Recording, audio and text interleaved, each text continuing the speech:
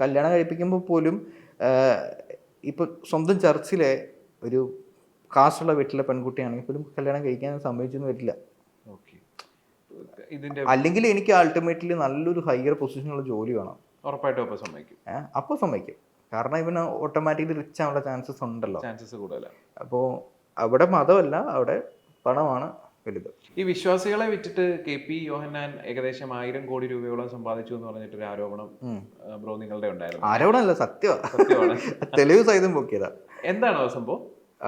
അതായത് ഞാൻ പറഞ്ഞില്ലേ, നോർത്തിൽ കാണിച്ചുകൊണ്ടിരുന്ന പരിപാടികൾ, അതായത് അത് പുള്ളി കേരളത്തിലെ പ്രോ ആയിരുന്നു. ആത്മീയ യാത്ര എന്ന് പറഞ്ഞിട്ടൊരു സംഭവം തുടങ്ങി. KP യോഹന്നാൻ പണ്ട് ആത്മീയ യാത്ര എന്ന് പറഞ്ഞൊരു ഓർഗനൈസേഷൻ സ്റ്റാർട്ട് ചെയ്തു. ആ ഓർഗനൈസേഷൻ പിന്നീട് അങ്ങോട്ട് വളരാൻ തുടങ്ങി കഴിഞ്ഞാൽ അന്യ വളർച്ചയായി. പിന്നീട് പുള്ളി ബിഷപ്പായി. നോർമൽ പാസ്റ്റായിട്ടിരുന്ന ഒരാൾ പിന്നീട് ഇതിലോട്ട് മാറി ബിഷപ്പായി. പിന്നെ ബിഷപ്പ് KP യോഹന്നാനായി. കോളറിൽ മറ്റേ വൈറ്റ് കോളറൊക്കെ വന്നു, പിങ്ക് കളർ ഡ്രസ്സ് ഇടണം. ഈ പട്ടങ്ങളെല്ലാം കാശ് കൊടുത്താൽ കിട്ടുന്നതാണോ? 3 ലക്ഷം രൂപ. ആണോ? 3 ലക്ഷം രൂപ കൊടുത്താൽ ഇത് നമുക്ക് കിട്ടും. അത് കൊടുത്താൽ മാത്രമേ ഇന്ത്യ ഗവൺമെൻറ് കിട്ടത്തുള്ളൂ. ഇന്ത്യ ഗവൺമെൻറ് അവരെ ഒരു ക്രിസ്ത്യൻ ലീഡറായിട്ട് സമ്മതിക്കത്തുള്ളൂ. നോർമൽ പാസ്റ്റേഴ്സിനെ നോർമൽ ഒരാളായിട്ടേ കാണത്തുള്ളൂ.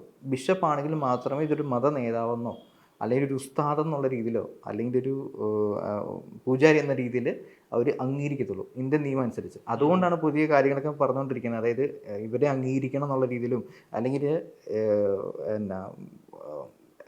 ഈ ഇലക്ഷൻ സമയത്ത് പോലും ഈ കത്തോലിക്കർക്കും യാക്കോബയ്ക്കും മുൻഗണന കൊടുത്തപ്പോൾ പോലും പെന്തക്കോസ്തുകാർക്ക് വേറൊരു വിഭാഗം വേണമെന്നും അതിനൊരു ലീഗ് പോലെ തുടങ്ങണം എന്നൊക്കെ പറഞ്ഞതൊക്കെ അതുകൊണ്ടാണ്. അതായത് പാസ്റ്റേഴ്സിന് പ്രത്യേകിച്ച് പവറില്ല, രാഷ്ട്രീയപരമായിട്ടോ അല്ലെങ്കിൽ ഞാനൊരു മത നേതാവാണെന്ന് പറയുമ്പോൾ പവറില്ല. പക്ഷെ ബിഷപ്പ് ആണെങ്കിലുണ്ട്, പവറുണ്ട്, ലീഗലി പവറുണ്ട്.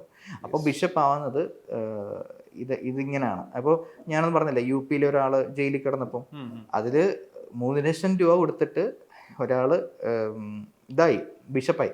അപ്പോൾ ബിഷപ്പായ പുള്ളിയോട് എൻ്റെ പപ്പ ചോദിച്ചു, നിങ്ങളിൽ ഇത്രയും പൈസ ഉണ്ടാകുന്നെങ്കിൽ 50,000 രൂപ കൊടുത്തിട്ട് ആ പാവപ്പെട്ട മനുഷ്യനൊന്നും ഇറക്കി. പപ്പടയിൽ ഉണ്ടെങ്കിൽ പപ്പ ഇറക്കാനാണ് ഉറപ്പായിട്ടും.